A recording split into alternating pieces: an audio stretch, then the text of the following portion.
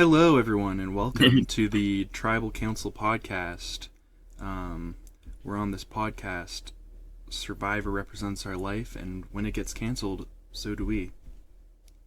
I don't know if that represents. Yeah, sure. It's true. Yeah, let's go with it. It's true. Look, once Survivor's gone, so's this podcast. But I'm not gone. Yeah. Or we just pivot to a lesser show like Big Brother. I said canceled, not gone. So like, What are the you podcast doing be when canceled. Survivor's over, Ethan? I'm joined with me by my girlfriend Jessika and my good friend Connor. Heyo. And we're gonna talk about Survivor 49 episode 1. I'm gonna have my rankings each week for who I think is most likely to win based on both the edit and their position in the game up on the screen. And we're going to talk about the players in order from who I think is the least likely to win to who I think is the most likely to win. But we're not just going to talk about why I feel that way, why they are where they are. We're just going to talk about our general opinions on them as a whole. We're just doing it in that order so that I can incorporate my rankings into the podcast without it taking up too much time. So, without further ado, is there anything either of you want to say before we talk about our first person? I say we get on with it. All Good right. to go. So, our first person is Annie Davis. Actually, no.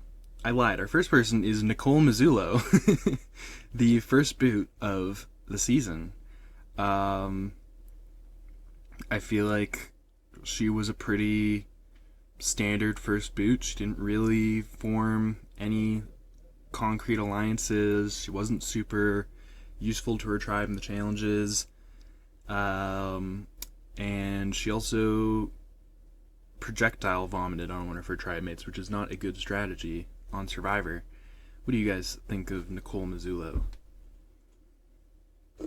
Honestly, just unfortunate situation for her where she just didn't make the necessary connections to get through a first vote, given she wasn't one of the stronger challenge competitors. I don't know that she couldn't have just been a fun character down the line. She maybe could have been just a bland character as well, but it's not something we'll likely find out anytime, unfortunately, just due to the fact that she didn't make the right connections off the bat. Yeah? Yeah, I think that the main thing was she wasn't a big comp beast and she didn't make enough important connections to keep her there. And she projectile vomited on somebody, so. Yeah. Also, something I didn't notice either time that I watched the episode, but I saw online. Apparently, she spit water into Jeremiah's eyes after the challenge. What? During During the so challenge. Jeremiah's like, how am I supposed to see through the mud? And then she just was taking a sip of water, so she just spat it right in his face. It was actually kind of funny. Yeah, I did not notice that either time that I watched the episode, but that's why I like checking out r/Survivor to see what people are talking about, because sometimes they notice things that I do not. I noticed it. It was hilarious. It's quite the move on her part. All right, now we can talk about Annie Davis, who at this point I think is the least likely person to win out of everyone left. She is currently sitting pretty solidly at the bottom of her tribe. She could have potentially gone home in the first episode, and she's only gotten 2 confessionals, both of which were sort of dunking on her. Her first one being about how she's done a lot of physically demanding things, but she's never played a game with a social component, which is followed immediately by her tribe talking about how she's isolating herself and not really forming social connections. And then her second confessional was about how, she's going to do what she needs to do to sort of solidify her spot going forward, followed immediately by her going to Sophie saying, hey, down the road we need to take out the men, which ends up getting back to the men and weakening her position. So I think she's had a pretty terrible edit so far. She's not in a good position, and that's why I have her this low. What do you guys think about Annie Davis? I think he had glittery eyeshadow the first day. Um, and I think he said most of it generally. She was isolating herself, and I don't think she's making enough connections in the game, because you can be good at the like competitions and everything, but that's just gonna paint a target on your back too if you don't have any social connections. It's true. Yeah. Honestly, from my perspective, I see options where she could advance quite a bit into this season and get potentially be a early jury or even like a middle jury boot, but it would require someone else making the move for her. I could see something along the lines of what Caleb does for Emily in season 45, where he's like, okay, look, you've kind of torn yourself apart from the group here. Let's settle in, figure things out, and we'll get you going further in the game. Mm-hmm. That would have to, have maybe someone like a Jeremiah or a Sophie take the initiative to reel her in. Yeah, or But Alex. it is possible Yeah. that she isn't just dudes. Yeah. I'd like to see her go far. I think she could be a fun character, but edit-wise, I think you have to have a good premiere, and this was not a good premiere for her. Yeah, very, very, very poor start for her, for sure. Mm-hmm. Okay, so number 16 on my rankings, I have Sophie Segretti. Do either of you have anything to say about Sophie Segretti? Because I don't.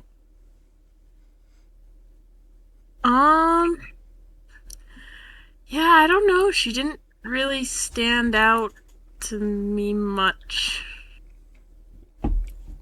Do either of you remember either of Yeah. the two confessionals? No. They weren't particularly notable when you look back at what was said. It wasn't necessarily positive content her way. It kind of indicates she could be a pretty early boot to me, Yeah. unsurprisingly. Or Yeah. she's the Genevieve of the season. She's gonna get like no confessionals next Eh. episode, one confessional that next episode, and then episode 4 she's just gonna be the main character the entire season, and that's gonna stick for the rest of the season. That's a possibility. It is. You are very right. Genevieve 2.0, anyone? Eh, I don't see it, but it is possible. It is definitely an outcome that could exist. I do also just think a very likely outcome of very middling character exists, and there wasn't a ton to indicate otherwise to me. Yeah. Yep, I agree. So we can pretty much just move on to number 15, MC, or Michelle, Chukwujekwu? is that correct? Chukwujekwu? Probably. I hope so. That's looks close Probably. enough. Yeah, I mean, do either of you want to start us out for MC? Yeah, I mean, given that, she has probably a tribe that isn't going to be too often involved in tribals early on. It looks like Yellow does have a quite good group. It definitely puts her edit in a tough spot early with, not a ton of confessional time, given especially only just the one confessional as is, and didn't really show her in some of the key relationship building moments. She could be a pretty, I don't know, middling player. It doesn't look too promising that she has a very, destined future for being a very prominent player for the whole season. I'm having a hard time remembering much from the episode with her. I'm sorry. Yeah, that's fair. To be honest, like, her main content was just with Steven very briefly.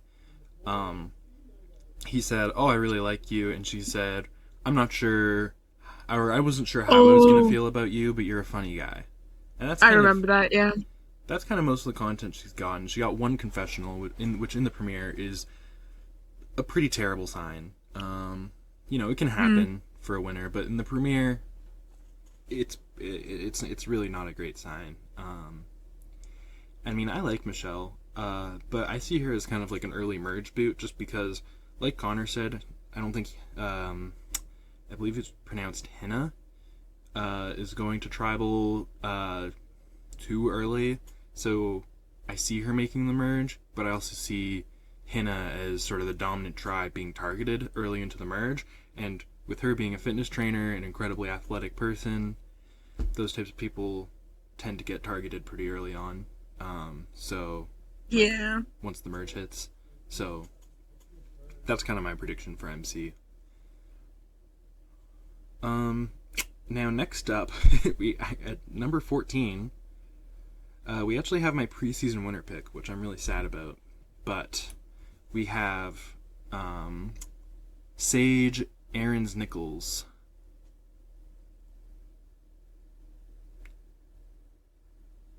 All right, so who's gonna make the poop joke? Yeah. She's a character. Mm-hmm. I find her intriguing. That's the best way to put it. I like her in a way, but also I feel like her personality is gonna get on some people's nerves at some point in a way. Yeah. I don't know. Honestly, like, how do you guys all feel about her liking poop? What do you think that means? What do you think she means by that exactly? I really don't Specifically? after she said that, I was kind of sitting there thinking about it, and I just like I swear I'm having troubles putting into words what I'm trying to say. The only thing that I can think of when you say you like poop is like in a weird way. Like I don't what do you do with poop that isn't weird? Like what do you mean, girl? Yeah. See, I don't. If she meant it in a sexual way, I don't think she would say that on national television. Yeah, but like what else could she have meant? But that's where I'm running in. That's what I'm running into. Is I guess she might just be fascinated by it in like a clinical way. I don't know. What do you have any possible idea, Connor, what she could have meant by that? Ain't got shit for you. Ha ha ha ha. Pun intended. Yeah, I I like figured. the logic to me is Do you think she out the window. do you think she prefers some types over other types? Actually, we shouldn't get into that. I feel like that's a little bit too much. Well, she I definitely feel like you're I trying to gauge to the wrong audience. she I definitely have so many questions. she definitely for her. prefers aqua dumps. She seems very fascinated by those. Huh. I guess the other like moment that I think is kind of underrated from Sage was when Rizzo got back from the Hero Challenge, and he was explaining kind of his background and why it meant so much to him, and he was like, "Sorry, I didn't want to cry," and she says, "Please cry." And Please cry. I just thought that was really funny. But if you watch her preseason interviews, you would understand like exactly why she said that. She's someone who is like very much like, everyone, please open up to me, please like be emotional. She's all about the please. emotions. Yeah. Well, that's kind of why I like her. Like, I feel like she's very empathetic and she's very chill, and I feel like she's gonna be very easygoing, and she's gonna be trustworthy when you get close to her. She has some quirks. That's for sure. Yeah. Unfortunately, though, all of these things considered, one confessional on the tribe that really gets a lot of content, all things considered, some important players, some notable players from the episode, so just not a promising start for her given the tribe that she's on. No, and she's also not really involved in any like established alliances, which is especially bad considering how many complicated tribe dynamics we were shown. Like, there's sort of an alliance of 4 that she's not a part of. There's sort of an alliance of 3 that she's not a part of. There's some one-on-one things going on that she's not really a part of. She seems to have some sort of connection, maybe with Savannah and Shannon, but it's not really like established in the episode, so it's hard to really say for sure. We should probably move on to number 13. Jason Truel. We talked about MC, and now we're talking about the other alternate that was put onto the season. And Jason, he's relatively low on this list because he didn't get a lot of content, but we did get to hear about his background as a professional gamer. He played Project M, which I think is really cool. The fact that Project M was even mentioned on Survivor is kind of like just crazy to me for some reason. And we see that, him and Steven have a connection, so I felt it was appropriate to put him a little bit higher than some people on this list. But I like Jason a lot. Him and Steven should be the real bromance of this season, in my opinion. I would like that. Make that happen. Make that happen. Write that down. Write that down. Yeah, instead of the two quote-unquote alpha males, which we'll get into. Oh, God. I hate that bromance. It's so forced. We could have the two nerds on Hina Tribe. What do you guys think of Jason overall so far? I mean, he's had a couple really cool moments. He starts off by peeling back the curtain, and he becomes the first alternate to announce on season, like right off the bat, hey, I was an alternate. I came here with 3 different colored shirts, ready to be on 3 different tribes if needed, and it creates this really cool little moment where we get to see, the kind of journey that he's gone through to get to this moment, and how, like, he in the moment is so unprepared to be here, and yet here he is. Yeah, he could be a slow start player for sure. Yeah, the closest thing we got to that was Austin in season 45, but that was in the after show that he mentioned being an alternate. So this is the first time, like, really during the season proper, especially in episode 1, that anyone's ever really talked about it. So I think that's pretty cool.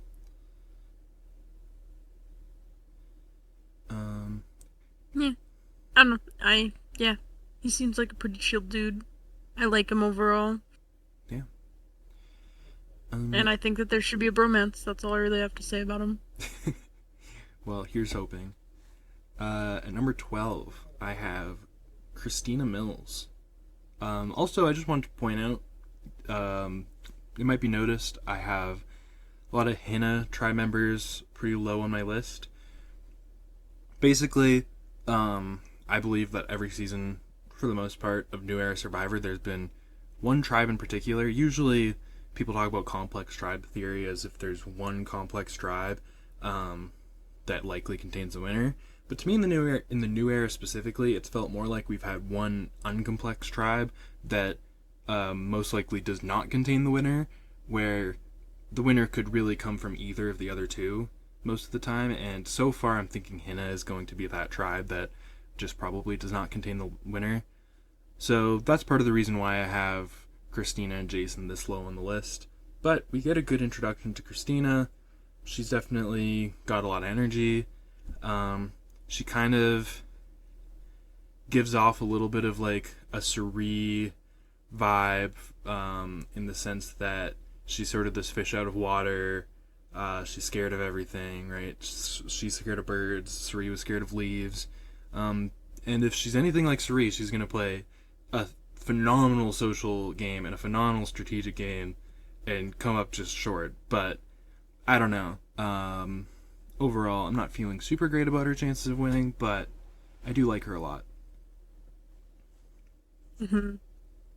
Yeah, I think she's very personable, and I like her. If I remember correctly, she was rather energetic, right? Or am I misremembering? Yeah, right off the bat, she was like very, very, very clearly excited to be there. If things go good for her, she could become like an anchor point for her tribe and become very close-knit with a couple people. Mm-hmm.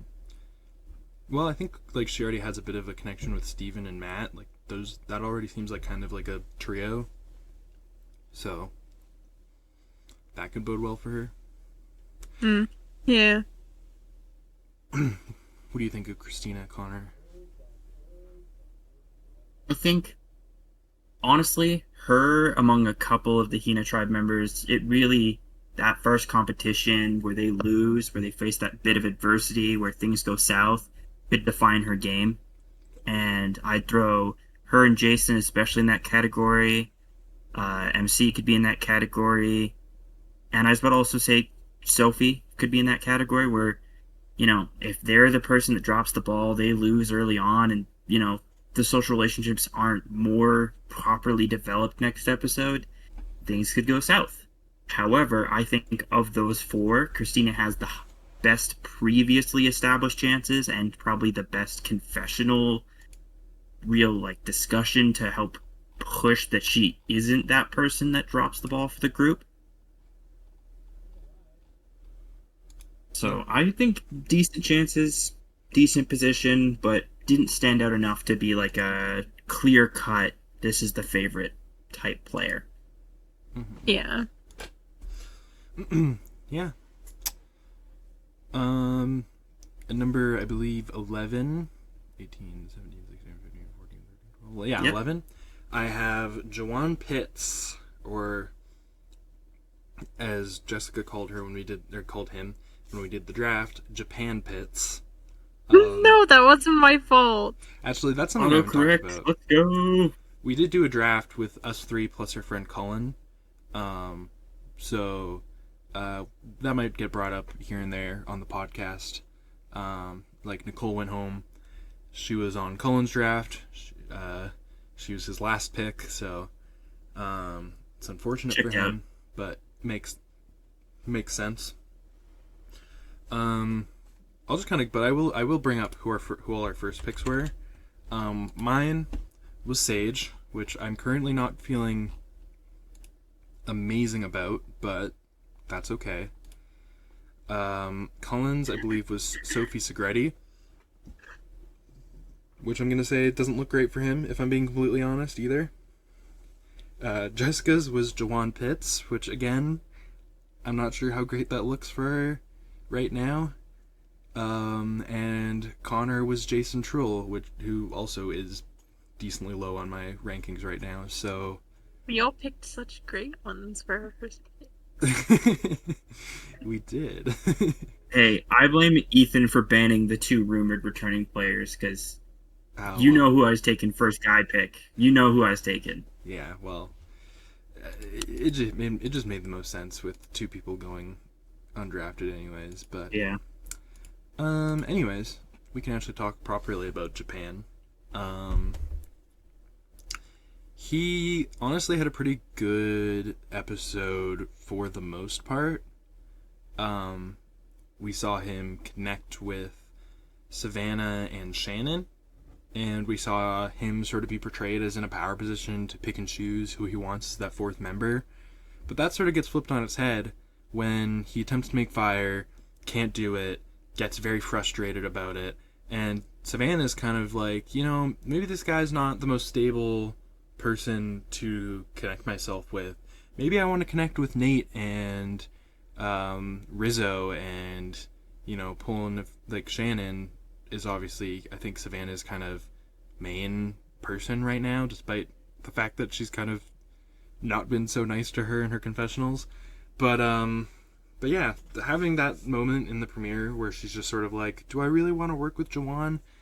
It doesn't look great for him, but the rest of his episode was pretty good. So, and I like him a lot. Like, I really do. I hope he goes far. I like him too, and I hope he does go far, but yeah, when he had that little moment, I definitely had to cringe a little bit, because, ugh. Yeah. Even then, though, I didn't think it was so bad. I think it was really bad for his, edit, especially with Savannah commenting on it in her confessional. But at the end of the day, he got fresh. He couldn't do something he wanted to, prove that he could do. He got frustrated. I don't think he overreacted or anything, from what we were shown on the episode, but definitely the way that it was portrayed doesn't look great for him. Mm-hmm. Yeah, it made him look like he was quick to give up when faced with adversity, and that's not something you want on Survivor. You want to be resilient and willing to push through and not ready to just, keel over and die when things get sour. Yeah. Keeling over and So it's dying a tough is not look. good survivor strategy. I would be inclined to agree. At number 10, I have Jake Latimer from St. Albert, Alberta, which is pretty much a suburb of Edmonton. And if you guys don't know, all three of us are from Calgary, Alberta. And so he's essentially from our city's rival city. So already, I didn't like the guy. He's also a correctional officer, maybe not my favorite occupation. And on top of that, his political leanings, I might not agree with based on things that I've seen online, but he's definitely an entertaining player in this episode. I still can't say that I love him as a person, in the sense that if I were to meet him in real life, I don't think I would get along with him. But I did find him entertaining. I thought him stealing Nicole's shoe was kind of weird. I think his whole bromance thing is weird. I'll let Jessica get more into that because I think she has the strongest feelings about that. But overall, I have him this low because as much content as he got and as many connections as he seems to have, he's sort of being like, I don't know. I feel like we're getting like a bit of like this guy is kind of a joke. From his edit. Yeah. And so I can't have him too high. But I'll give the floor to Jessica to talk about her opinions on him. He is like, so the concept of performative. I think that Jake, like the concept of performative men, I think Jake is that, but for Survivor. He's the performative man of Survivor.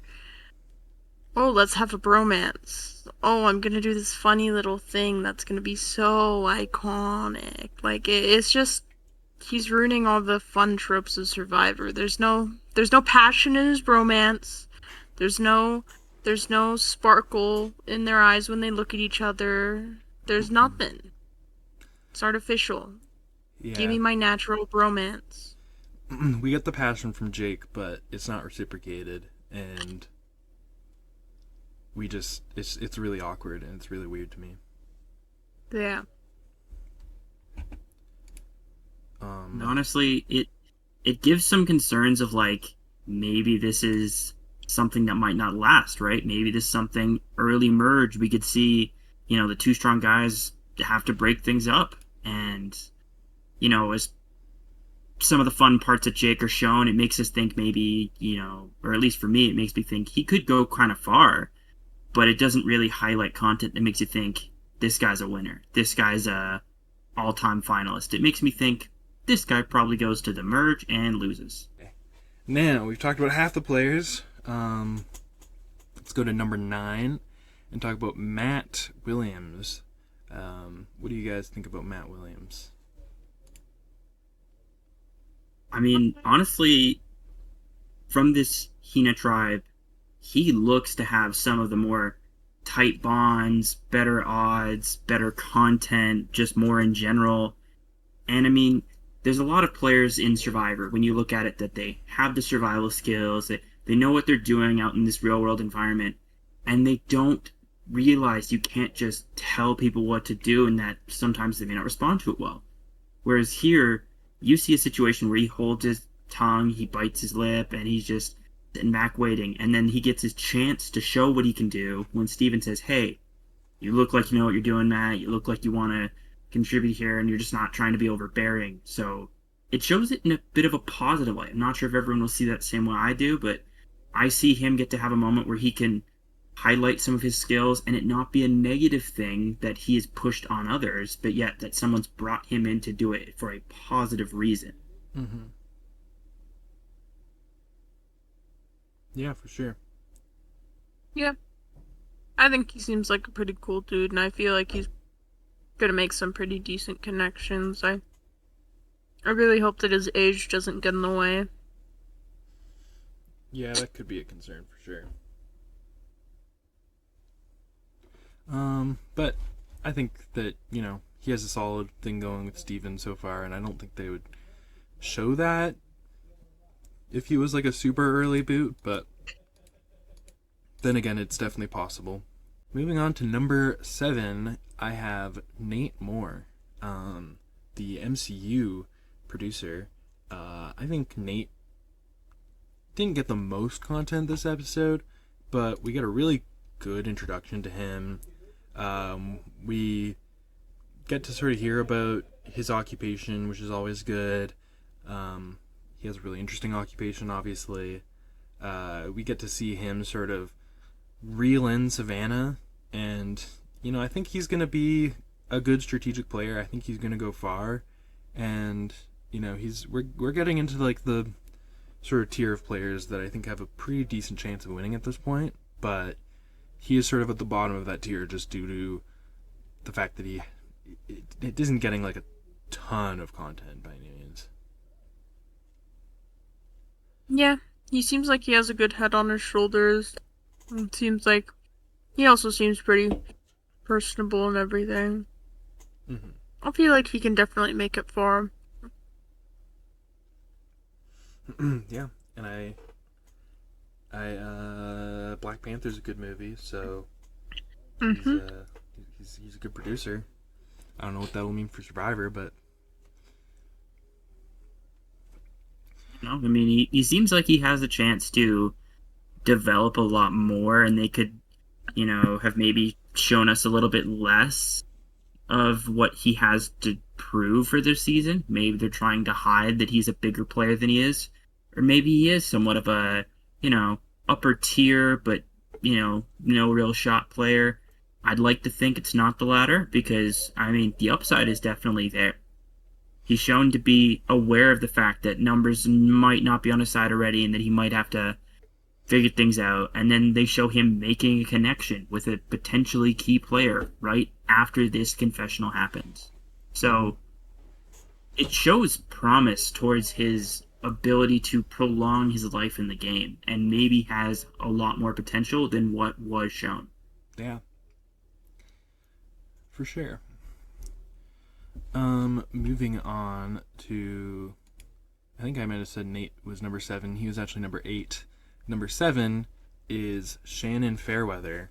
Now, this is someone who, coming into the season, I already don't have a high opinion on Shannon. Just looking at her, like, wellness specialist stuff that I saw on her Instagram and stuff, it all looked a little bit kind of, I don't, how do I say this respectfully? I just don't necessarily feel like she is super authentic, if I'm being honest. And she's charging people for these courses on like what it looked like sort of these like mystical Chinese arts that, I mean, I talked to a friend of mine who's Chinese. He kind of got like a weird vibe from the whole thing. So I'm not like saying anything definitive about her, but I didn't get a great vibe from her preseason. And on the season, like, I'm not gonna say that I'm Shannon's biggest fan, but her edit so far has been pretty good. She's gotten a pretty solid amount of content. Mind you, has it all been positive? Yeah, yes and no. But I do think that she's going to be a key player. We see that she has a lot of power on her tribe already, so she kind of has to, by default, be decently on this list. But I'm not her biggest fan by any means. Yeah, no, she did seem to have a pretty good edit, and she seemed to be talking to a lot of people and everything, and she was pretty close with Savannah, right? Mm-hmm. Yeah. I feel like she might make it like a little far. Like I feel like she might at least make it to the merge. That's what I'm thinking. Oh yeah. I don't know how much further though. Yeah. because I don't know how, like, I need to see her talk to more people to see how genuine she feels and everything like that. Yeah, that's fair. I don't know. There's definitely some good to what's shown. I definitely I could see her being the first person out of a big alliance type of thing, where it's like there's a big blind side merge area, and it's her Mm-hmm. because she definitely has enough content shown to make you think, and enough connections shown to make you think she's gonna go somewhere in the game. But it doesn't show, as like I was saying previously, for Matt, for Nate, that there's upside to what she's done. I see more so that there's a lack of, and that it doesn't show her as someone who's going to break out and maybe take on a bigger role in this, next little bit. I could see quite the opposite, where she kind of is in the backseat for quite a while and isn't that important of a character for quite a while. Mm-hmm. So, wouldn't say there's a ton of promise, but Yeah, for sure. Yeah, I get what you mean. I mean, I have her decently high on this list, but I'm not like blown away by her chances of winning at this point. Okay, so moving on to my number 6 player on this list, we have the man, the myth, the legend, Rizgod, Riz God baby. Um,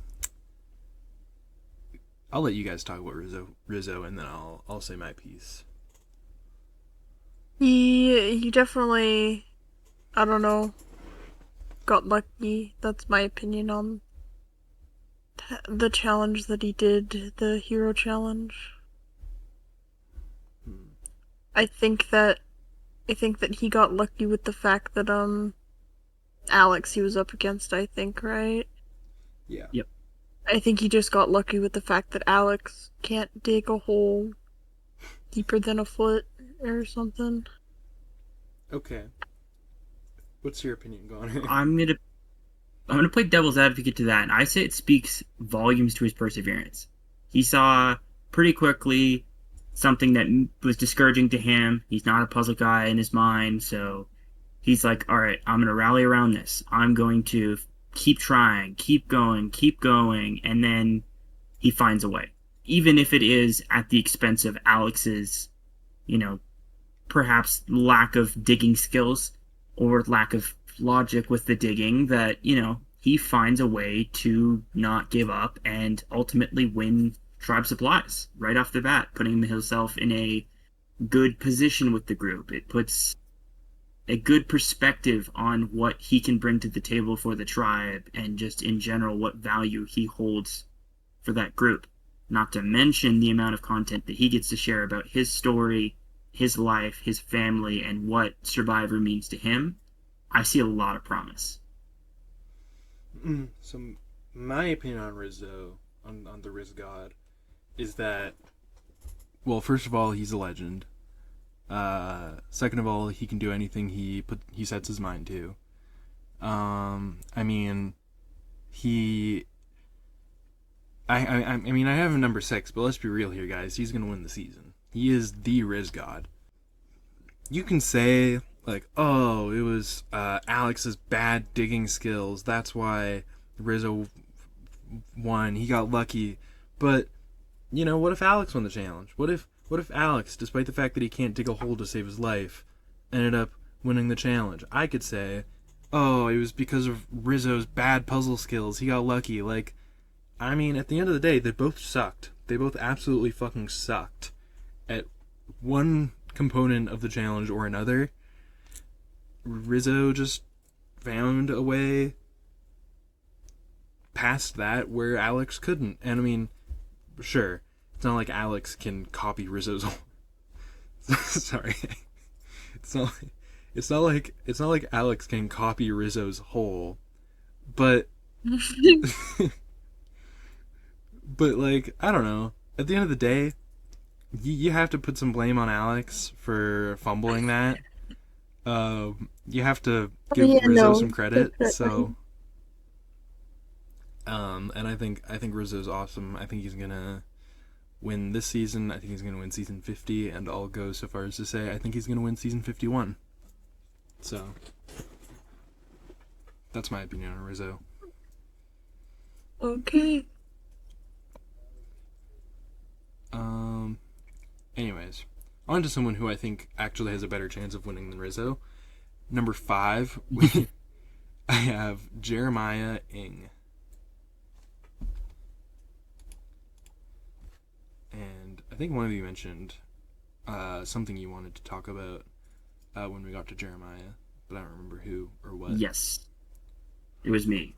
So something that very clearly sticks out to me with Jeremiah, if, and I say this very, very lightly, if there is a world where Sage isn't in trouble Annie? in this tribe, if Annie isn't in trouble on this tribe, I could see it being a situation reminiscent of what happens with Emily for season 50 and on previously 45 and Caleb, where someone has to pull Annie in and say, look, here's something you've done. It's not giving you a good look.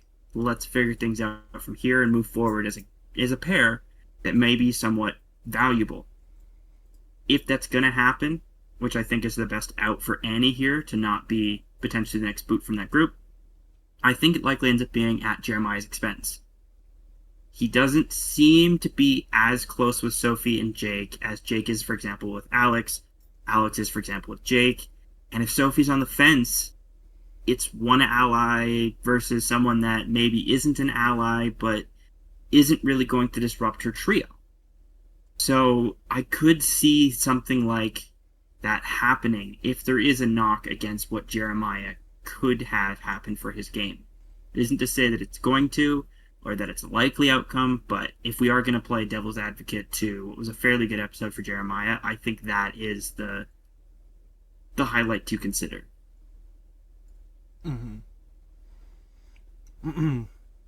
What do you think about Jeremiah, Jessica? I'm gonna be honest, he's one of the people that I haven't really formed an opinion of. Interesting. I don't know. I mean, he was kind of like he was kind of like a somewhat big personality. He's got one of the most high pitched voices I've ever seen on a man, if I'm being honest. Yeah. And that's not a knock against him. It's just like it's just pretty stark. Pretty noticeable. But ultimately, he's sort of portrayed as this person who like is not to be underestimated. Like, he thinks that people are gonna underestimate him, and he wants them to underestimate him, but he's like, I'm dangerous, they should be scared of me. And I think that's a good look for him. I think overall, like, we see him connecting with Sophie, we see him connecting with Jake, we see even him and Alex have a little bit of a connection, and he gets a pretty good amount of content overall, so I definitely feel pretty good about his odds of winning. I guess I haven't really formed an opinion on whether or not I like him yet either. He's definitely a bit of an intense personality, I guess, but that's not necessarily a bad thing. It's just, will that get annoying, or will it be iconic? For me, that kind of remains to be set in stone. So. Mm-hmm. Now at number 4, I have Savannah Louie from Uli Tribe. And Savannah, if she's not the winner, I think she's gonna be perhaps the villain of the season. We kind of see her talking about how, she's ready to play, like, she's like gonna play along with the kumbaya, but she's ready to get to it, and she's ready for things to get real. And I feel like that's foreshadowing potentially that she's gonna be a bit of a devious player. But I'd say she's the main narrator on Uli Tribe, which is a good tribe to be on. I would say she has gotten a very solid amount of content, and she seems to be in a bit of a power position along with Shannon. So that's why I have her this high, and I do like her a lot. Yeah, I like her too. Yeah, most of what you said is pretty much what I was gonna say. I feel like she's gonna play a little bit of a villain role or something like that. I'm definitely interested to see what she does. Mm-hmm. What I bring to you guys to the table here is definitely a comparison because, again, I feel like it's a pretty straightforward. She is right in the forefront, very crucial strategy talking points for a lot of her confessionals. And right away, I was watching her confessionals, and two all-time players, I saw glimpses of it, just of the way that she was carrying herself through those confessionals. I see bits of Sandra, I see bits of Parvati in the way that she was talking about how she's willing to be cutthroat first episode, and that she's going to string people along if she needs.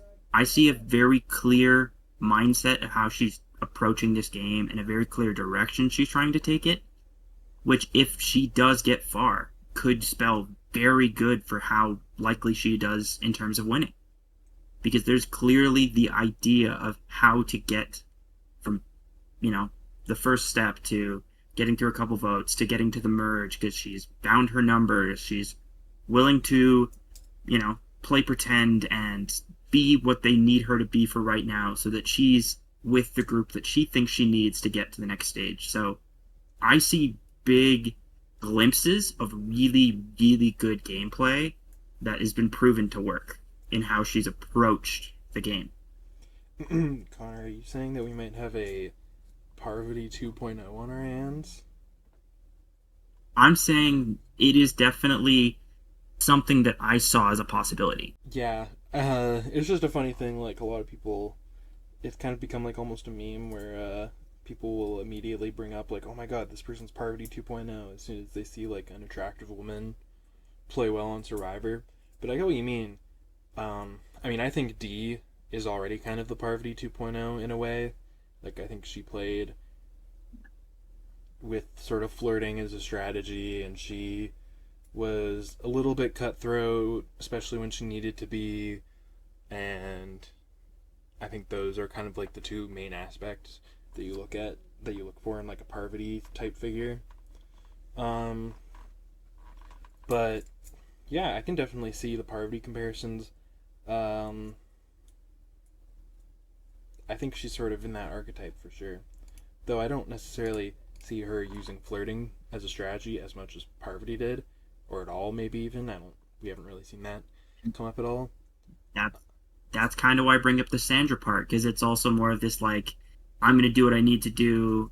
I'll use everyone at my expense, and like just the bit of the like the way she was thinking about strategy reminded me of some of the greater players Mm-hmm. of old time that maybe she is looking at becoming one of the greater players of new time. Yeah. Well, just for time's sake, we should move on to my number 3 player, Steven Ram. And this guy is pretty high, despite some things. Despite the fact that he's on Hina tribe, which I've already kind of mentioned might be the tribe to maybe discount. And the fact that he got a little bit of like content that might sort of suggest that he might end up being a paranoid player down the road. But I could also see it sort of setting up that he's going to overcome his own insecurities, and that's a pretty good story for the winner of a season. Not to mention, he is far and away the main character of his tribe. I mean, looking at the confessional count, he's not like at the tippity top by any means, but for his tribe, you pretty much have his entire tribe in one little block, and then he's got a couple more confessionals than Matt. All of the connections that have been shown have centered around him on that tribe. We've gotten a good glimpse into who he is as a person, what his career is. He works for NASA, I think. That's really cool. And I just feel like his edit this episode has been really solid. He's going to need a cooldown episode. at some point early on to really for me to really solidify him as a winner candidate, but this was a solid premiere for him, and I like him a lot. I think he's got kind of like a fun, goofy energy. I kind of got cringe millennial from his social media, but on Survivor, there are worse things to be. So, yeah, I mean, I definitely think Steven's pretty much bound to go really far. I think he's going to be a major character, and I'm excited to see it. I like Steven. He's very polite. He's like the right type of nerdy. I don't know how else to put it. Yeah, he's kind of a dork. I yeah. I feel like he definitely has the ability to think very strategically in this game. Yeah. Uh, I mean, he is a rocket scientist, so I feel like he should put that big brain to work.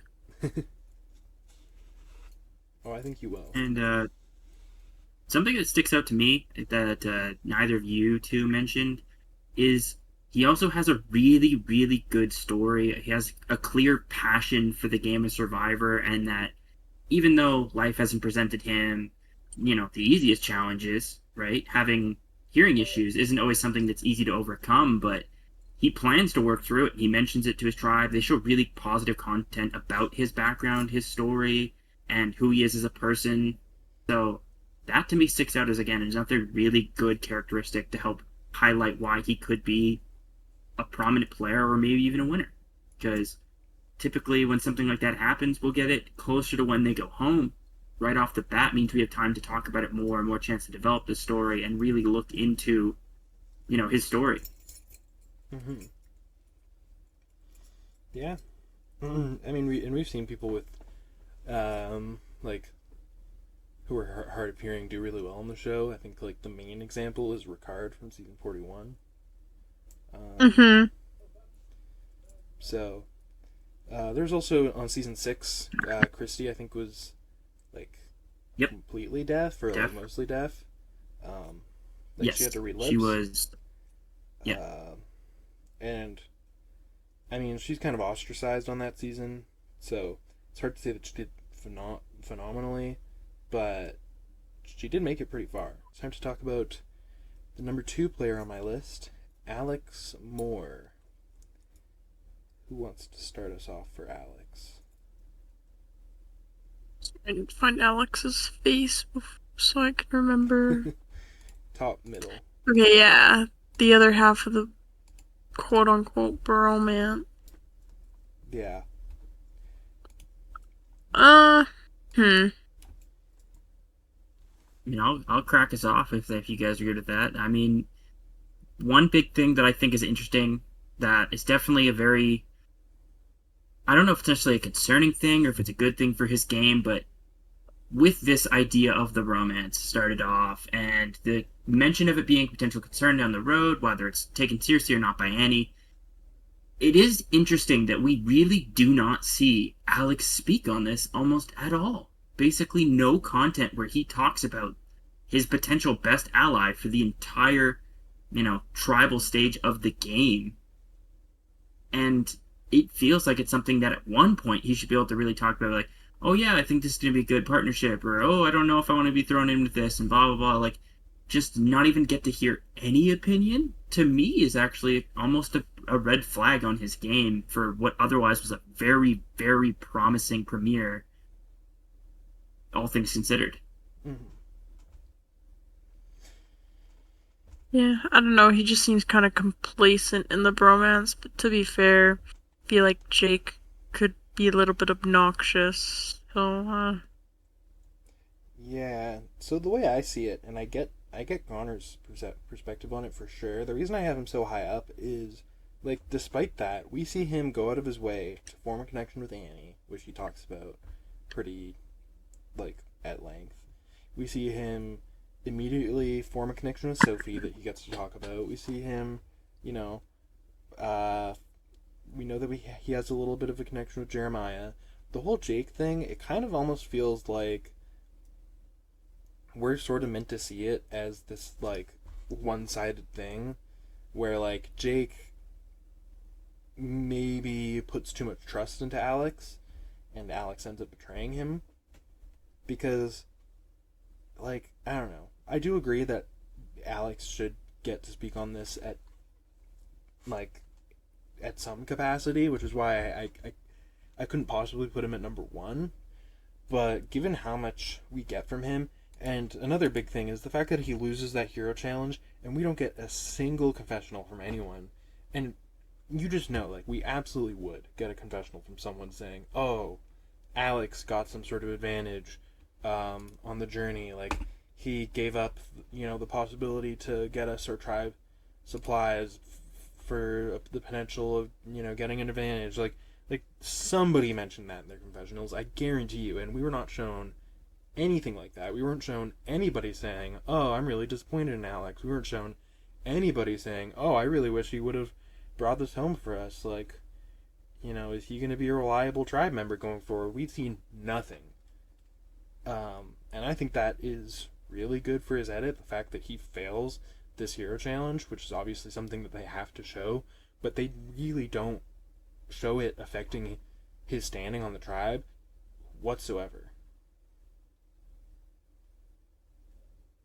Yeah, that's definitely a very notable thing is that, you know, he fails pretty badly. I mean, I'm not sure how much detail he actually fully explains with tribe, but we don't even see him explain much what happens with the challenge outside of just him saying, oh, it was tough and I lost, right? They don't really seem to Yeah. peer into that moment. They don't peel back the curtain on the discussions that followed up. So it clearly doesn't matter to his game, and if anything, it's almost a positive that his tribe is willing to just push him up. Yeah. And also like the fact that, like, when you look at a winner's edit on Survivor, a lot of it is like, how much are people talking positively about this person? And I mean, we get plenty of positive content about Alex from Jake. The fact that Jake is like, oh, immediately I trust this guy without even having talked to him. Immediately I want to have a bromance with him without having even really met him. Like, that's something that does look good on Alex's edit, even if the fact that he has absolutely nothing to say about it in the episode maybe doesn't look as good. So overall, there are just too many positives for me to not put him as high as I did.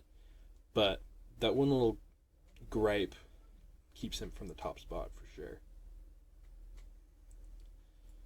That, that only leaves us with one player to talk about.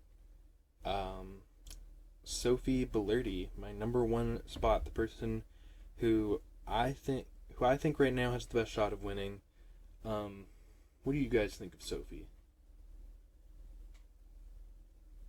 I think a couple of things that are relevant to the season, and I will start with one that isn't. Fun fact for any of you that are also a member of the wrestling community or watch wrestling stuff, she happens to be friends with Lola Vice, WWE wrestler, which speaks to her, she's from Florida. She's Latina. She reminds you bits and pieces of Dee or someone like Dee, where, it's easy to draw the comparison because she's, that kind of fiery Latina. She brings up that a little bit in some of her time on screen, but if you look past that and you just look at her as an individual person, she gave a lot of really big opinions on some of her tribe members, gets to speak a bunch upon, any real notable moment, and is probably in the more, I would say, the most complex tribe of the three. Also has the most screen time as a tribe. So, yeah, maybe doesn't get the most confessionals, but she is a very relevant amount of important confessionals and definitely has a lot of really, really good things going for her game, on top of the fact that she already has the, obvious factors of the connections with Alex, and right away her talking about how she wanted a meat shield that she very much gets at Jake. So I see a lot of really, really good and not very much bad so far. She definitely has her social game up and running, that's for sure. Yeah, and also if you take I'm fairly certain if you take the hero challenge out of the episode, her and Jake would be tied for the most confessionals. Hmm. So that's something to think about. Also, and bear with me here. Also, I'm gonna say this and it's gonna be funny, and then I'll have an explanation. Um, Also, her ass was looking pretty T this episode. Um, Her words, by the way, not mine. Okay. I was scrolling through TikTok and I got a video from Sophie Valerdi, and it was a fan cam of herself that she made from clips of this episode with the caption. I think it said, I'm pretty sure the exact words were, when your ass looks T on Survivor. So, so I thought that was Cool. funny. Pretty silly. I also Very think fun personality. You cannot deny that. I also think making a fan cam of yourself is pretty iconic. Also, Kenzie Petty commented on it, so that's pretty cool. Yeah, I mean, I like her. I believe she's the one in the preview who said that she was going to play the game like a mermaid. I don't know what that means. I'm excited to learn what that means. I mean, I guess we did see what that meant when Kenzie Petty herself, actually, the mermaid dragon, won Survivor. So clearly playing the game like a mermaid is a good strategy. But If that's what she means, yes. she gets a lot of content. She has a lot of social connections. There's really no downside to Reddit so far, I don't think. It's kind of hard not to have her pretty high up. Yeah, I mean, I also think it speaks volumes that when Annie's like, I need to solidify my position moving forward, the first and only person she really goes to is Sophie. Not even Alex, who earlier in the episode was like, hey, I want to form something with you. I think that's really interesting. But I like Sophie. I think she's going to be fun on the season. I definitely think she's going to be fun on social media. And I think that she is... I'm not going to say I think she's going to win, because I don't think anybody right now has over a 50% chance in my mind. But she definitely does have the highest chance, in my opinion. And It was. yeah. I would say Annie going to her, I don't think means too much, because Annie was seeking out a woman to go after the men, so of course she's not going to go after Alex, and I don't think she went to Nicole because Nicole didn't have a whole lot of standing. I mean, it still means something, but I don't think it's as big as, like, you were saying it was. That's all I wanted to say. But I mean, she could have just as easily, why did she want to go to a woman to go after the men specifically, right? Like, Because it's usually easier to rally together the women.